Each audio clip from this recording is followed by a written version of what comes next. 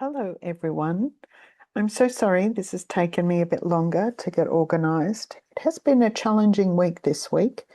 Um, as you know, I'm waiting on my license. It still hasn't arrived, though I have got a notice that it's coming.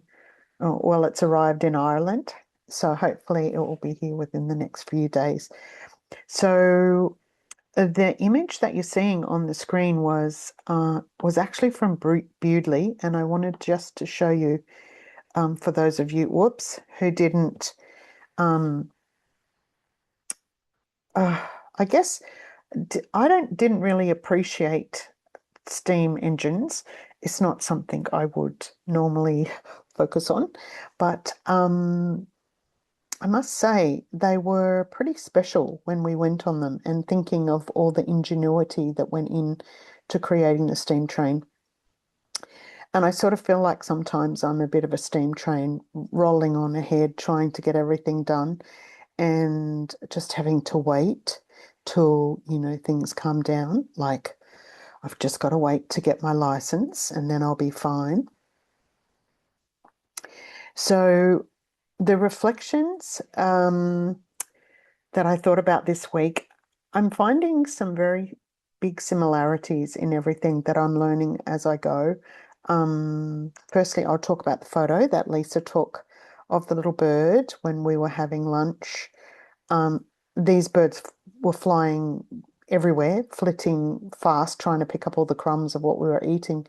But it just reminded me how lucky you can be to catch that special shot. And for me, again, to learn to take my time and listen. This week, I've had lots of new lessons to do with listening to a walking tour, which was fun, listening to new people that I've met along my journey this week, like my hosts from Airbnbs that I've been booked into, rather than booking into booking.com, which you tend not to have that personal connection. So I'll tell you about these as we go along. Um, but one of the other things that hit me was I'm now in Ireland. And for those of you who know, I have a lot of Irish heritage.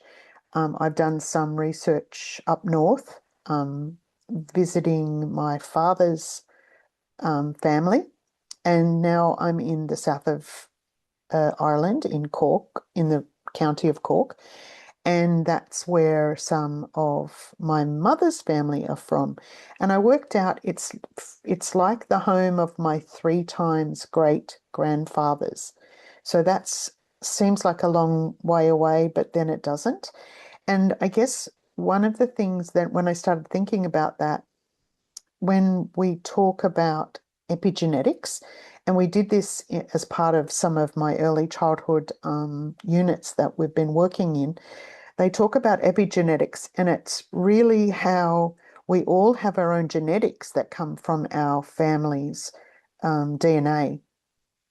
But we also have these learned parts of our being, the doing part, the action part, um, the parts where we have learned behaviors through cultural changes. I want to read an example because I did actually download what a definition of it was. So it says that genetics are the locked in structures, the fixed structures of our being. So they could be compared to like a piano set of keys. But the epigenetics represents the parts, the pianist who plays the piano, who our notes that come differently, our melodies, our whether we're loud or quiet, and it actually makes our body function differently. So a few things came up about this week. I was listening to Jeremy Irons. I love the show Who Do You Think You Are? And he was talking about he moved to Ireland and he's actually in this local area and wanted to find out why he felt an affinity to the land and found out in the end that he did have history here and in the similar sort of region that he had come back to. And so I'm feeling very at home here in Ireland. The weather has been magnificent. It was like 22 degrees today.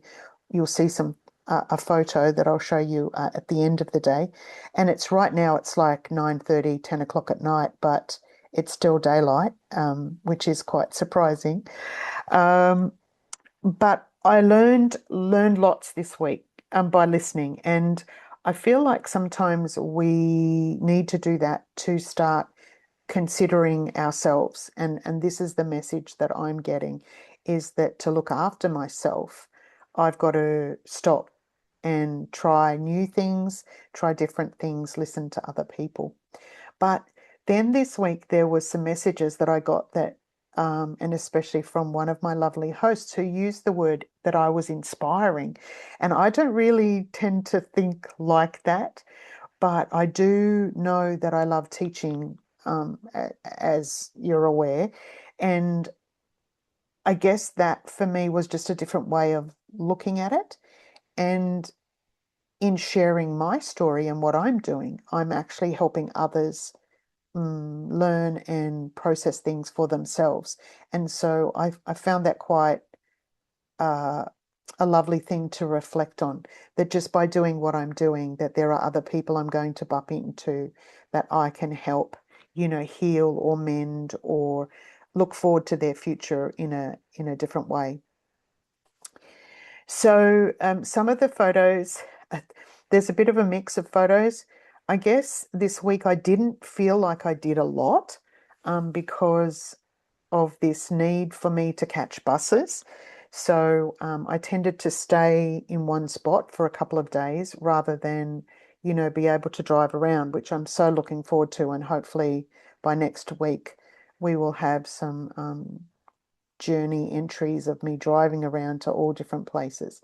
But for this week, there was some lovely things that happened. And to my beautiful friends, Robin and Barry, again, everywhere I go, Barry's tea's around, and it reminds me of you two. And I don't know where that comes from.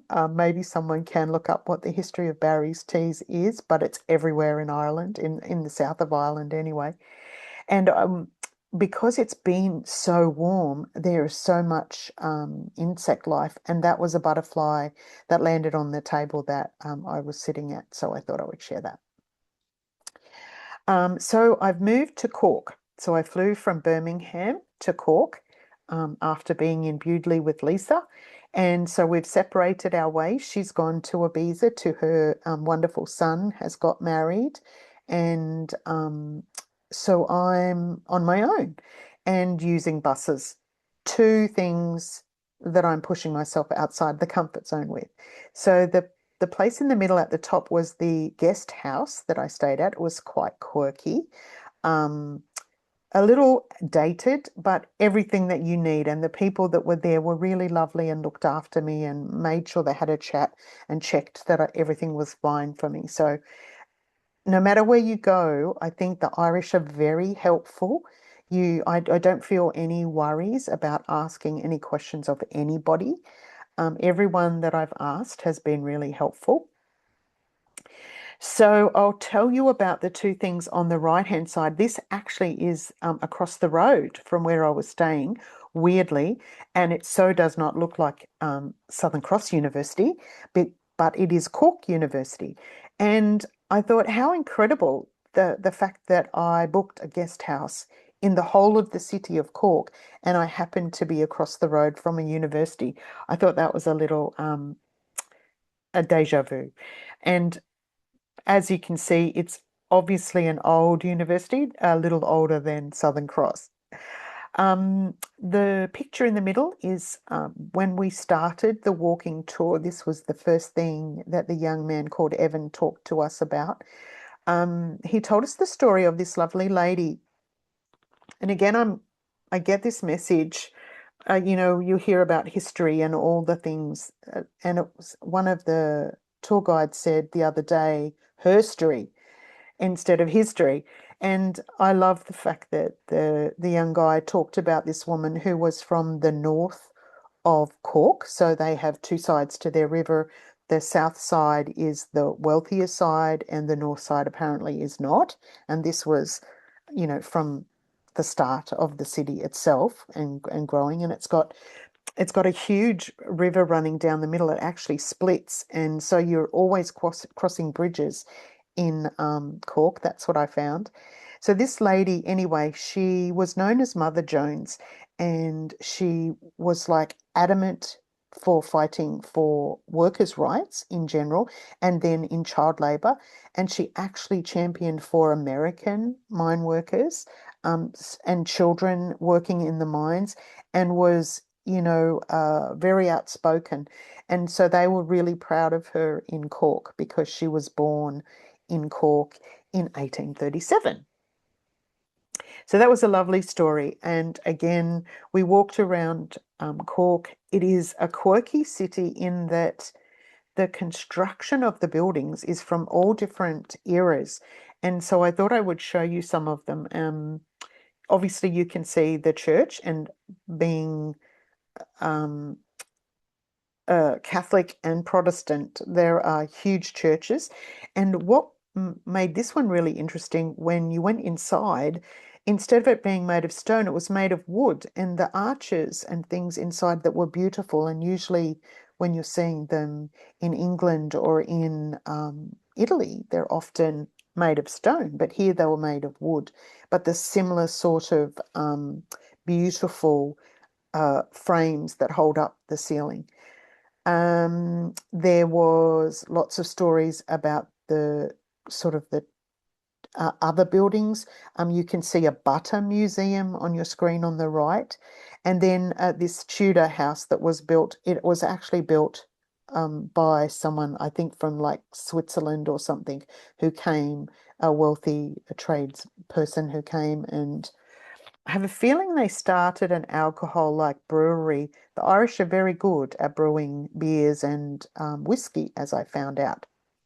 But then when I looked up, I just happened to look up at this sign as we walked past this street, and it was called Sober Lane, and I thought that was quite an interesting title for a street in a place that has so many pubs. Like there are not even more, there's more pubs than every corner. So it was quite funny to see Sober Lane. So the other thing I believed about the Irish is they love their art and their creativity, and there's music playing, in the pubs, as especially Lisa, my friend, loves the Irish music that's playing all the time. But I was just in a cafe having a coffee and looked up, and that beautiful picture of Sinead O'Connor was pencil drawn on the wall in this.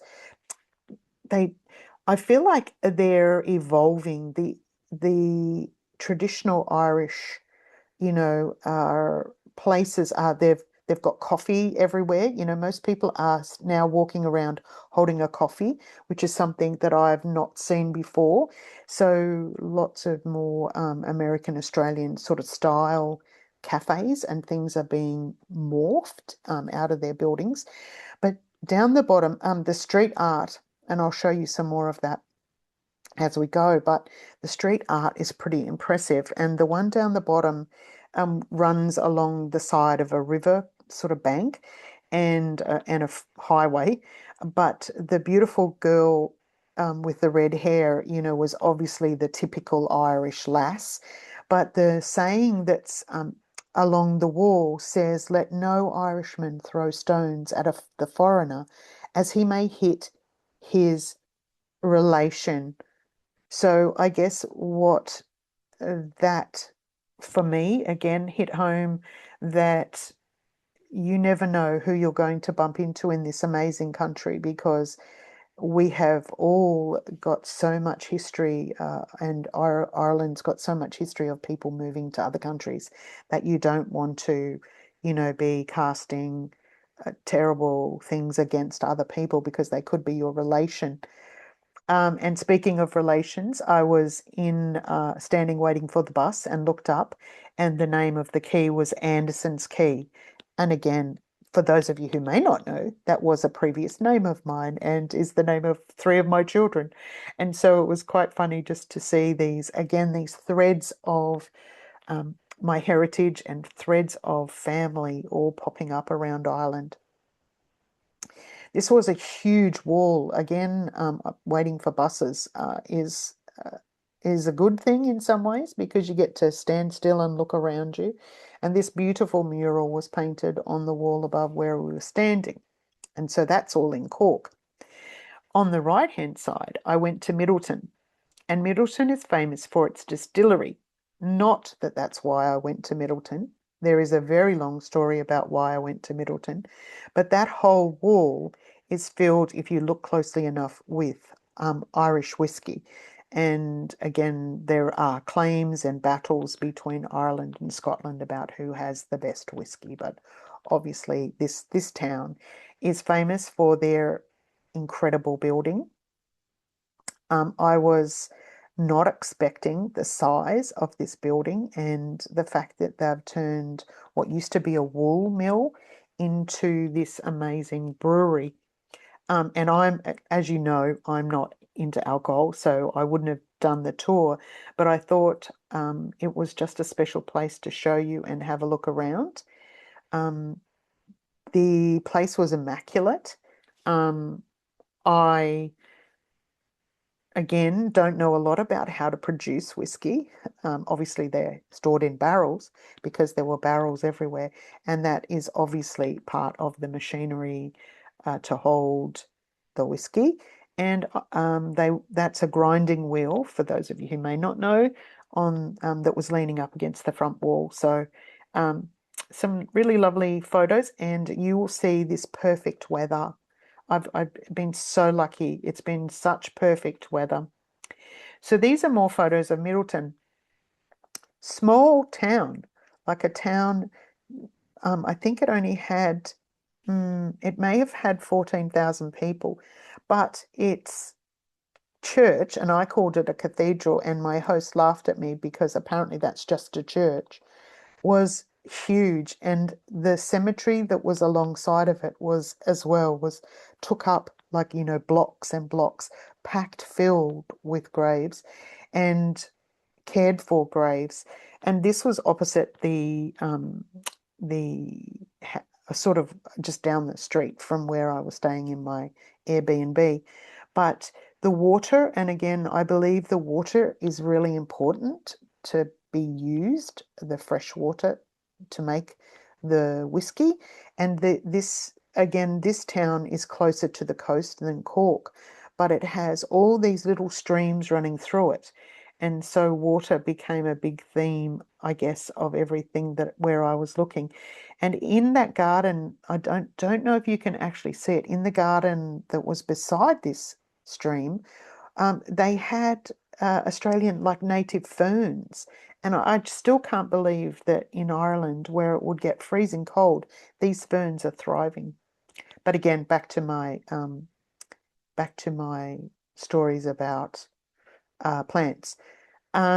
These photos were just quirky things, I guess, what I would think is typical. You see the back street behind the shops, where all the shops are in the front, and then there's this lane down the back, but it's quite tidy. The other thing, that's what I also found, Ireland's very tidy. There's not a lot of mess around at all. People are very respectful, and I guess they've got a big, long history. Now, the shop that you can see there is called an atelier, and that is a nod to all my early childhood friends to talk about the atelier, which is someone that we use that term in early childhood to do with Reggio Emilia. And I thought I would just pop that in there to have a little conversation about that. Then I want to show you some of the buildings. Now, what I noticed the most is how short their buildings are. And you sort of see it everywhere else, but here it was so noticeable. And the photo that's in the middle is actually, I'm standing in front of a house and the gutter was sitting at my ear level.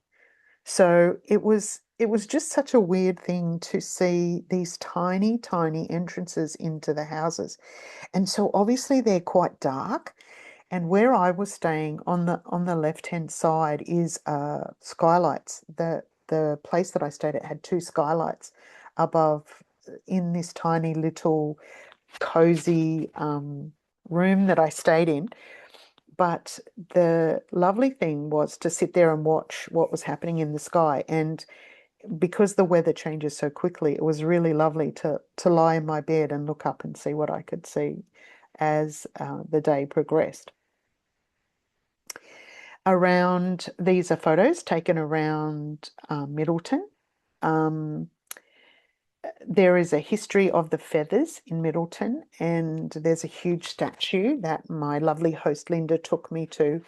I can't remember the story fully, but it has to do with the American Indians who donated money to the um, the county back in the day.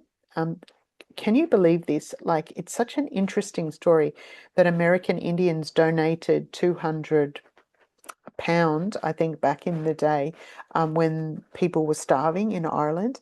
And then the 100 year, I think it was a 100 year celebration from that time, they this tribe of American Indians came to Middleton, and this huge construction of feathers was put up in memoriam of this lovely gesture by the Native American Indians. Down the bottom is a park that, again, to me, caught my eye because of the flowers. But then when I looked at the statue, there's a statue of the duck is, or the goose is holding on to the little boy's shorts. And apparently back in the day when the wool mills were happening and the children were working, the ducks used to attack them and try and eat their food. So I thought that was quite a lovely little picture. And of course, beautiful roses growing up the front of many of the lovely houses. So that's my story for this week. I'm actually in Kinsale at the moment, and Kinsale is right on the coast. It's a very beautiful touristy spot, I would say. Today, when I arrived, is Saturday, and it was filled with people. Um, the lovely thing about that is, there's many, many shops and all the pubs are filled, and everywhere you see people walking, it's quite a steep little place that comes down, and I'll show you more photos of that this week. But I wanted to to talk about this as my final shot because I guess, again, this week has been challenging for me and I've had to be patient. I've also had to rely on other people and rely on transport that I don't normally have to. And so the the messages that keep coming to me are for us to always think about our own strength, that no matter what happens to us, if there's, issues and problems that we're coming across, that you need to actually believe in yourself and know that you'll get through it. So I love the term, and I can't think of her first name, but her last name is Duckworth. She talks about grit, and it's something that I think the Irish have. I see that in them. I feel it in just how resilient they are. And there's a lot of older people here. Um, and the country makes you have grit. When you're driving through the beautiful green paddocks and things. Um, and Ireland's famous for its milk and its butter and things like that, as well as other crops. But that takes hard work, and there are many older farmers that are still sticking at those industries. But some of the places are now being done up, and there's lovely, beautiful new houses coming into these farms as well. So hopefully breathing life into the land again. And I wanted to also just think about that word inspires for those of us getting older and forgetting that we have wisdom that we gain when we go through the battles that we go through, and that we can help inspire others. And as I might have said already, my lovely host Linda said, in her post on me being her guest at her home, that I had inspired her to perhaps do things differently and travel, because she has traveled a lot in her life but has stopped recently. So don't be frightened to be yourself and let others know what you're doing. Have a chat, and hopefully you might inspire them to feel more confident about what they're doing and make different decisions than what they would make if you hadn't talked to them. So that's my messages for today. I will be back next weekend. I hope to have a story about my car and actually getting on the road, and lots of different places that I want to go visit. So thank you, everyone. Have a wonderful week and enjoy yourselves. I hope it's sunny where you are, because it's so beautiful here. I've got my fingers crossed at last. Thanks, everyone. Bye.